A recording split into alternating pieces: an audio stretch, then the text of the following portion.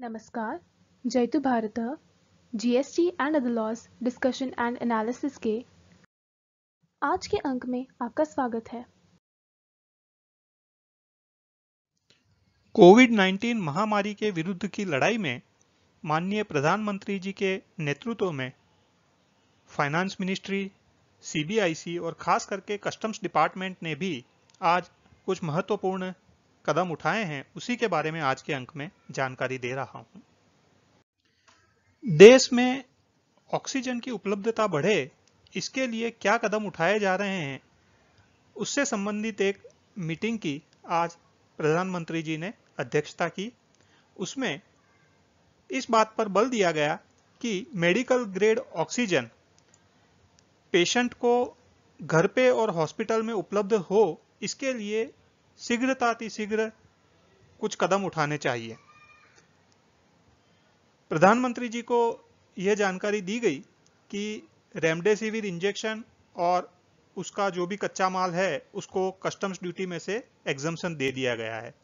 इस पर यह सुझाव दिया गया कि जो ऑक्सीजन से रिलेटेड इक्विपमेंट हैं उनको भी कस्टम्स ड्यूटी में से माफी दी जानी चाहिए, जिससे यहां पर उन इक्विपमेंट्स की उपलब्धता बढ़े और उनके भाव में भी कमी आए।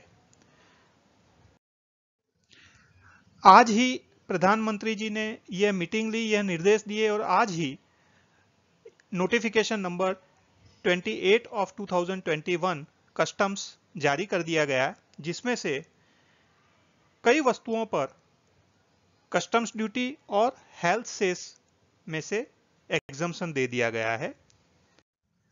इन वस्तुओं में ऑक्सीजन कंसंट्रेटर, जिसमें फ्लो मीटर, रेगुलेटर, कनेक्टर्स और ट्यूबिंग्स हो, medical grade oxygen, vacuum pressure swing absorption और pressure swing absorption oxygen plants, cryogenic oxygen air separation units जो कि लिक्विड और गैसियस ऑक्सीजन बनाते हैं, ऑक्सीजन कैनिस्टर जो ऑक्सीजन भरने के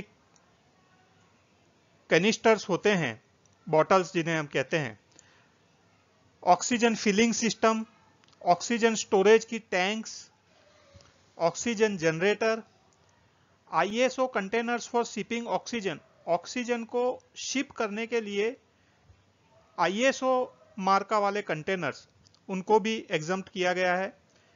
cryogenic road transport tanks for oxygen, cryogenic कहते हैं जो बहुत ही अधिक ठंडा हो, जो ऑक्सीजन को लिक्विड फॉर्म में ले आते हैं, तो लिक्विड फॉर्म में ऑक्सीजन को ट्रांसपोर्टेशन करने के लिए जो टैंक्स होते हैं रोड ट्रांसपोर्टेशन के, उन्हें भी एग्जम्प्ट किया गया है।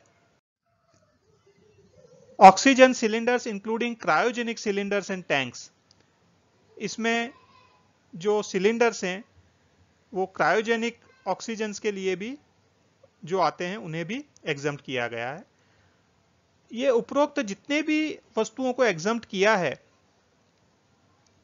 उनके मैन्युफैक्चरिंग के लिए यदि कोई पार्ट्स हैं वो उपयोग में आने वाले हैं तो उन्हें भी कस्टम्स ड्यूटी में से एग्जम्प्ट कर दिया गया है। उसमें उन्हें प्रोसीजर फॉलो करनी पड़ेगी import of goods at concessional rate of duty rules 2017 की, जिसमें यह दर्शाया गया है कि वह पार्ट्स उन्हीं वस्तुओं के उत्पादन में उपयोग में लाने चाहिए। Any other device from which oxygen can be generated, जो भी डिवाइस जिससे ऑक्सीजन जनरेट हो सकता है, वैसी कोई भी डिवाइस हो, उसे भी एग्जम्प्ट कर दिया गया है। ये जो सारी चीजें थी ये ऑक्सीजन सप्लाई से रिलेटेड थी। उसके अलावा ventilators including ventilators with compressors, जो वेंटिलेटर्स है जहां पर पेशेंट को ऑक्सीजन लेवल काफी कम हो जाता है, सांस लेने में दिक्कत आती है, तो वहां वेंटिलेटर का उपयोग किया जाता है। High flow nasal cannula device with all attachment, nasal cannula for use with the device, जो high flow nasal cannula device होती है सांस लेने के लिए। Helmet for use with non invasive ventilation, non invasive ventilation और oronasal mask for ICU ventilators, non invasive ventilation nasal mask for ICU ventilators, और last में कोविड-19 वैक्सीन। इन सभी चीजों को कस्टम्स ड्यूटी में से एग्जम्पशन दे दिया गया है और यह एग्जम्पशन अभी हाल फिलहाल 31 जुलाई 2021 तक प्रभावी रहेगा। जो माननीय प्रधानमंत्री जी ने मीटिंग ली, उसमें इन वस्तुओं पर एग्जम्पशन देने का निर्देश दिया गया था, वह नोटिफिकेशन भी जारी हो गया है। इस नोटिफिकेशन के कारण इन वस्तुओं की उपलब्धता भी बढ़ेगी और यह वस्तुओं में कीमत में भी कमी आएगी। इसके अलावा प्रधानमंत्री जी ने रेवेन्यू डिपार्टमेंट को यह निर्देश दिया कि इन सभी वस्तुओं का कस्टम क्लियरेंस यथाशीघ्र हो, उसके लिए कार्य किया जाए। इसी संदर्भ में रेवेन्यू डिपार्टमेंट ने श्री गौरव मसलदन, ज्वाइंट सेक्रेटरी कस्टम को नोडल ऑफिसर के रूप में नियुक्त कर दिया है और हर पोर्ट के लिए, हर कस्टम्स कमिश्नरेट के लिए अलग अलग नोडल ऑफिसर्स भी नियुक्त कर दिए गए हैं।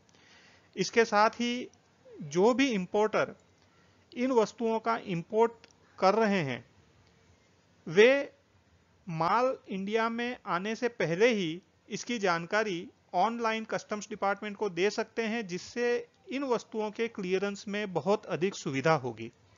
ये जो स्टेप्स लिए गए हैं, ये मैं केवल रेवेन्यू डिपार्टमेंट के, सीबीआईसी के, कस्टम्स डिपार्टमेंट के स्टेप्स बता रहा हूं। उसके अलावा के जितनी भी मिनिस्ट्रीज हैं, जैसे इंडियन एयरफोर्स के planes cryogenic oxygen tank Singapore से ला रहे हैं, कुछ टैंकर्स को विद इन कंट्री ट्रांसपोर्ट कर रहे हैं, रेलवे मिनिस्ट्री ग्रीन कॉरिडोर से ऑक्सीजन स्पेशल ट्रेन चला रही है। वो स्टेप्स तो अलग ही है, यहां पर मैं केवल सीबीआईसी द्वारा जो स्टेप्स लिए गए हैं वो दर्शा रहा हूं।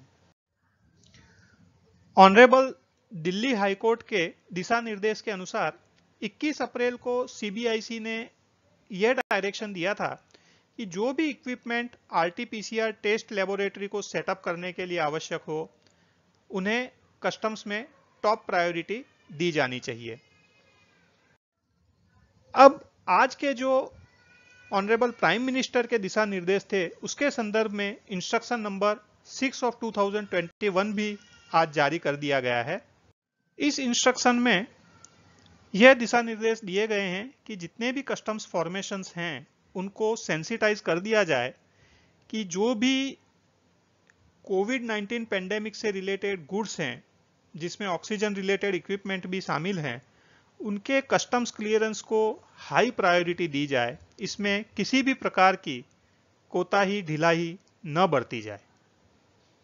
इस प्रकार से सरकार के विभिन्न अंग, विभिन्न डिपार्टमेंट अपनी तरफ से जो भी हो सकता है, आवश्यक है, वह सब कार्य कर ही रहे हैं।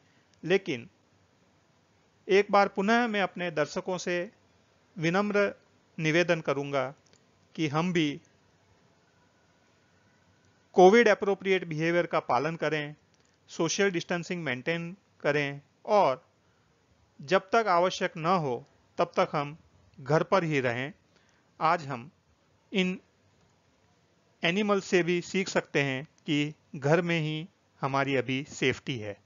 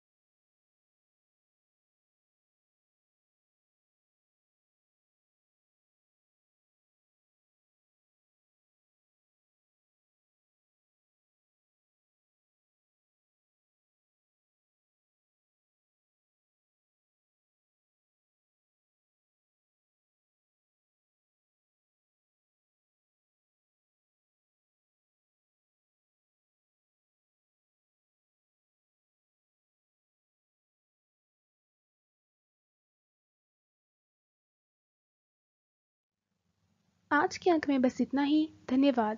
Please like share and subscribe. आपको और किसी जीएसटी रिलेटेड विषय पर जानकारी चाहिए विशेषतः तो कमेंट्स में लिख सकते हैं। जय हिंद।